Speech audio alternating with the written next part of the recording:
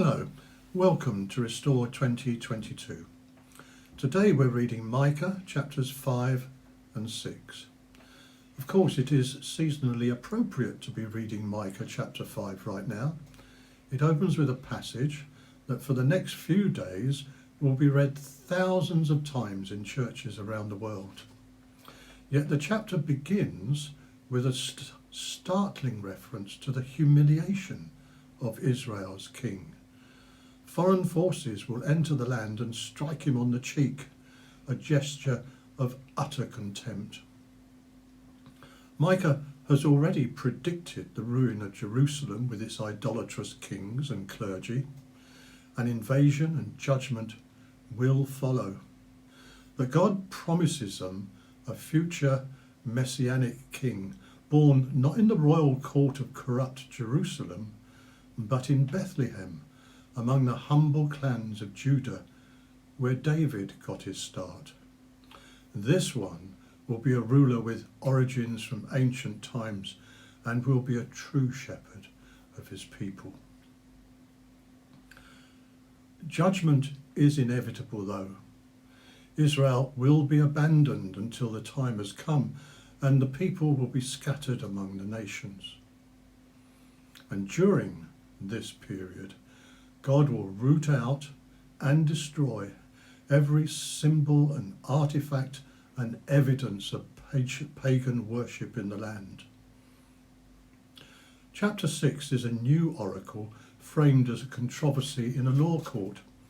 It opens with a summons by the prophet who acts as Yahweh's prosecuting attorney, and then in verses 3 to 5 God raises his complaint.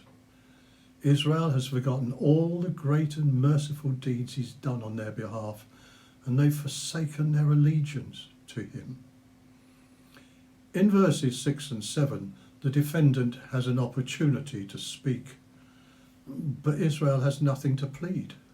She can only confess that her behaviour is inconsistent with God's saving acts on her behalf.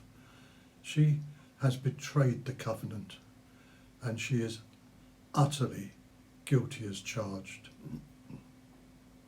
The indictment comes in verse 8. There are no excuses. God has shown them what is good, and they have ignored him. In fact, verse 8 is one of the best biblical definitions of what it is to be a truly good human being. And it demonstrates the overall consistency of prophetic testimony during the period as well, because in a single sentence it expresses Amos's demand for justice, Hosea's appeal for steadfast love that binds people in covenant with God and with one another, and Isaiah's plea for the humble walk with God. The remainder of the chapter describes the verdict and punishment for the crime committed. With hindsight, we should note that Micah's prophecies were fulfilled in real life. Assyria did attack Israel. The people were scattered among the nations. The accoutrements of idolatry were wiped out from the land. And Christ, the messianic ruler, was born in Bethlehem. So perhaps we should also remember that God is the same God today, and he hasn't changed his mind about what passes for truly good human behaviour.